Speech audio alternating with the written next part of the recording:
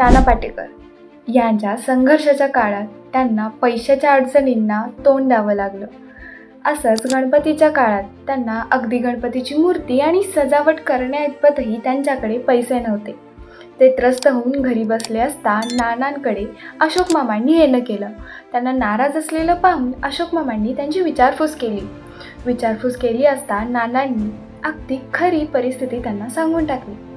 अशोक मामांनी पुढचा मागचा विचार न करता आपल्या बँकेचा अगदी कोरा चेक त्यांच्या हाती थांबवला आणि सांगितलं, बँकेच्या अकाउंटवर 15,000 रुपये आहेत, तुम्हाला हवी इतकी रक्कम काढून घ्या. नानांनी तो चेक घेतला आणि आपल्याला हवी इतकी म्हणजेच 3,000 रुपये इतकी रक्कम काढून घेतली.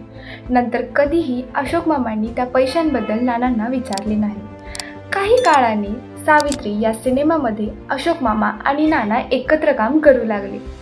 त्याच सिनेमाचे पैसे आल्यावर नानांनी अशोक मामांना ते घेतलेले 3,000 रुपये देऊ केले. अशोक मामा म्हणाले, काय रे नाना, खूप पैसेवाला झालास वाटतं, पैसे देऊ करतोयस. नानांनी खाली मान घातली आणि उत्तर दिलं, फक्त पैसेच परत देऊ शकतो, गेलेली वेळ ही कधीच परत देऊ शकत नाही.